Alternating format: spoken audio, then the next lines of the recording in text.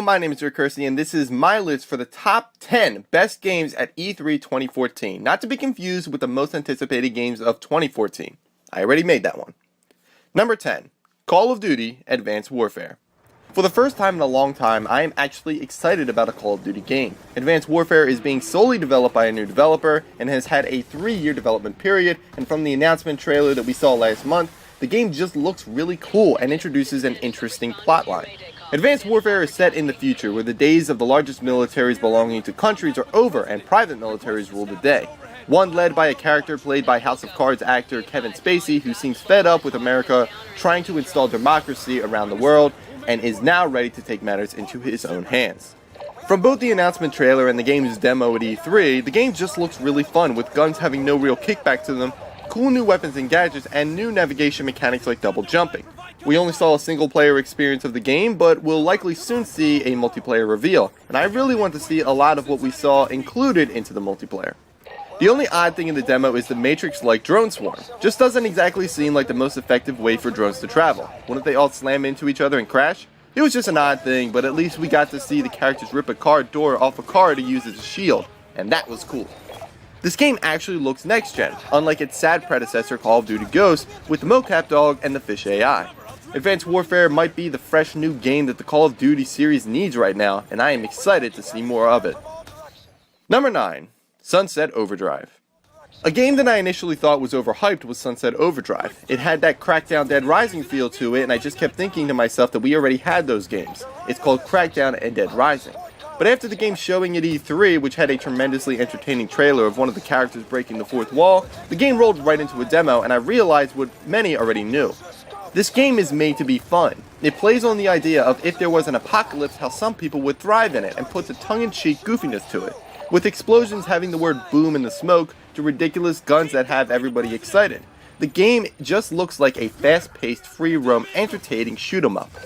With details of character customization and multiplayer, plus showing off some of the different enemy types, I became super excited for this game and no longer believe it is overhyped in any way. This game is definitely something to pay attention to. Number 8. Rainbow Six Siege.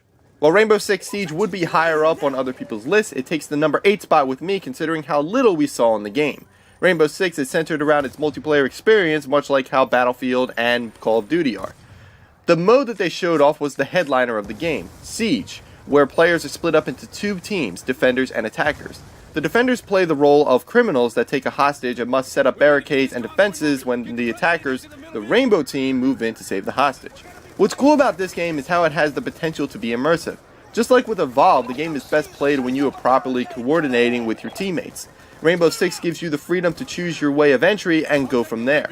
The demo showed the attackers going in from the roof, breaching the windows and securing the hostage early. Through the demo, the game showed how destructible the environment is, which is cool, but it was odd how it made the house seem like it was made out of paper mache. When the developers talked about how each player has his or her own special abilities, like the ability to lay down cover, I started to like what I was hearing. It means that everyone has a role to play, and that plays into the cooperative experience. What I really liked was how the AI of the hostage would react to situations. She would interact with some of the things in the room, take cover if she needed to, or when she was underneath the body, how she tried to push it off. It made the game feel more alive, and I like that games are paying more attention to detail in this way.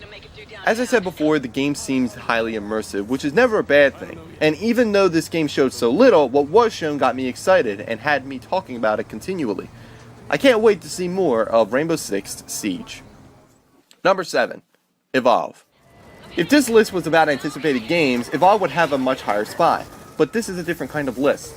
At E3, we saw 4 new previously announced hunters in action against a brand new monster, the Kraken. We got to see what the new monster type is able to do and how the hunters deal with it.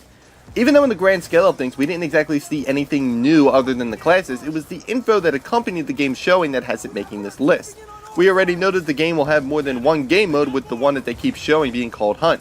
But we also learned that the game will have 3 monsters, 12 hunter classes, and over a dozen maps. This whole picture adds up to a phenomenal experience, and calling my initial worries about the game when it was first announced. It is proving to be more and more as one of the games that will captivate gamers when it launches later this year, and Xbox owners getting access to the beta sooner than that. Although I wish that they had at least given us some idea of what the other game modes are about, the information the developers did give was more than what I expected to see from a game that continues to get my attention whenever news comes out for it. Evolve is easily one of the most anticipated games of 2014, and I can't wait to try it out. Number 6. Middle-earth: Shadow of Mordor. This game had my attention early, but its similarities to Assassin's Creed did give me some hesitation. We have seen many trailers and demos of the game centered around this new Nemesis system, but never really getting a real look at what this new Nemesis system would actually do. But at E3, this would all change. In a demo that truly showed off the strength of this new game and its very unique and awesome fighting mechanics, I began to see that Middle-earth: Shadow of Mordor is not an Assassin's Creed ripoff, but merely takes inspiration from it in terms of navigation. The Nemesis system was shown earlier during E3, but seemed to have a bit of a generic feel. This gave me concerns until that demo was shown, and then I started to see the advantages. How enemies can literally come from anywhere and by either escaping or killing the player, can establish themselves as a strong individual, and take their place amongst the high ranks. The Nemesis system instills a living, breathing organization within the military ranks of Mordor, orcs all trying to prove their worth to the Dark Lord Sauron. As one of the biggest Lord of the Rings fans, and seeing many games within the franchise, some good and some not so good, I started to see that Shadow of Mordor is unlike any other game. It pushes the bounds of what it means to be next-gen, and by introducing what appears to be revolutionary AI programming. Shadow of Mordor may take inspiration from other game titles, but I feel that in the long run, it will be an inspiration in its own right. Number 5. Alien Isolation. Every time I see something about this game, I am impressed. With the bad taste of Alien Colonial Marines still lingering in the mouths of fans of the cinematic franchise, it is understandable how some would have their reservations about this newest title. But from its initial announcement to the demo shown at E3, it is clear that Isolation is staying true to what makes the license so awesome. Alien Isolation is in fact a horror title, exactly what an Alien game should be. It features only one alien that continues to stalk the player while they attempt to survive amongst other human survivors that may or may not be a threat. This game has many shades of Outlast in it, with the major concept when dealing with most threats is hiding or running. But unlike Outlast, the player isn't defenseless. They have weapons with scarce ammo and the ability to craft other weapons like an EMP. The demo shown at E3 was the first time we saw any enemies that wasn't the alien, and also the combat mechanics that would accompany it. It adds a new dynamic to the gameplay and not only adds to the experience, but can at times improve the horror. Many might think that taking away a weapon will add to the horror, but in my opinion, giving the player the power to fight back adds to the whole concept of survival. In Outlast, there were many times where I just wanted to throw a punch, as I felt like many would do that in a similar situation, but the game tells you from the start that you are not a fighter and restricts you from doing that. Alien Isolation doesn't have that restriction, and I feel it is better for it. The demo also showed how creepy it can be with its awesome lighting effects, and its take on technology makes everything feel like it belongs in that universe. While this game might not make many other people's lists, it earns a high spot on mine since I can't think of anything negative from what I've seen thus far. It is exactly what I would want to see in an Alien game, and the showing at E3 did the game tremendous justice. Number 4. Far Cry 4. Ubisoft's press conference started off by showing the first 5 minutes of Far Cry 4, which gave us our first look at some in-game footage and introduced the game's main antagonist, Pagan Min, who also has the makings to be a fantastic villain. The sequel to the best shooter of 2012, Far Cry 4 takes place in the Himalayas. With this game's free-roaming aspect, the player's journey through the snowy mountaintops will have them creating their own unique stories. While Far Cry hasn't really ever been a role-playing game, it has been compared to the likes of the Elder Scrolls V Skyrim, and Far Cry 3 even being called Skyrim with guns. Even if I don't personally feel that that is entirely accurate, it is not far from the truth. A demo would be shown later during Sony's press conference, which showed off some of the cool new features that comes with the game, such as the ability to shoot while driving, cooperative play in single player, new vehicles, and while it wasn't shown during the demo, advertisements would later confirm rideable elephants. The demo had the player assaulting an enemy outpost and did this with the help of a friend by also utilizing some of the nearby wildlife, as elephants would charge into the outpost and ram into enemy vehicles. That is the creating of unique stories I was talking about.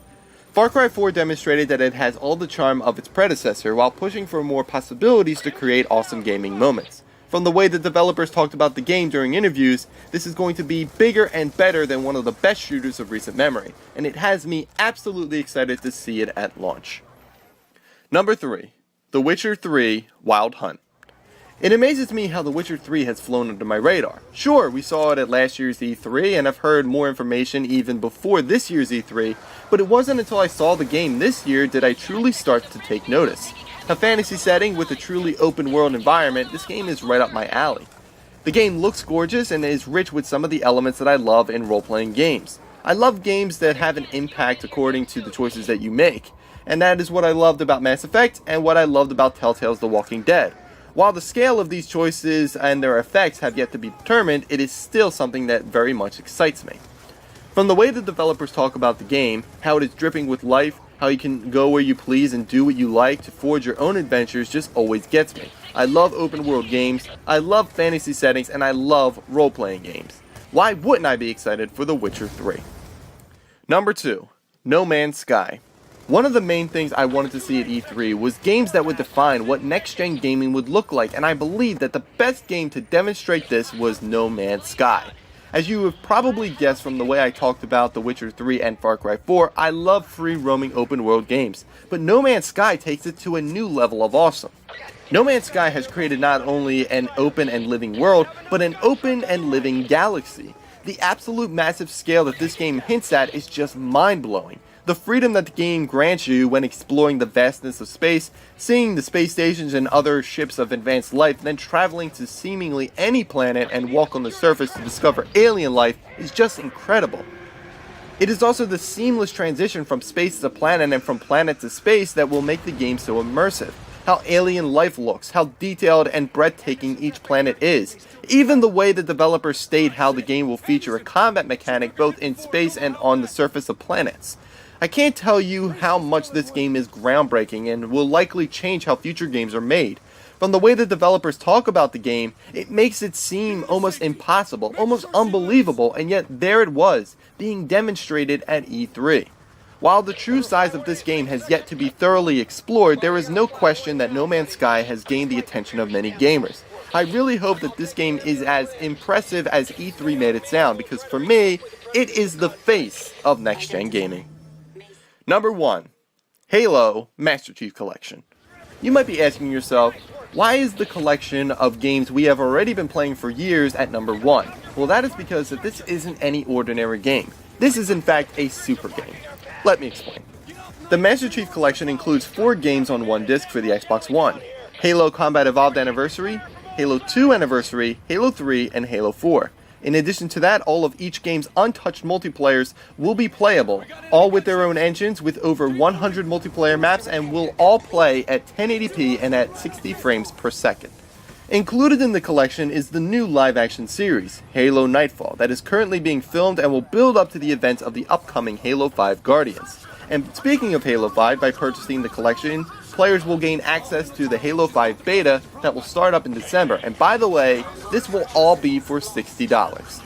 This entire announcement was rumored prior to E3, and as it was being announced, it had me thinking to myself that there was no way that the game would be less than $100. But after the Microsoft press conference, they casually revealed that it would be for $60. So let's recap.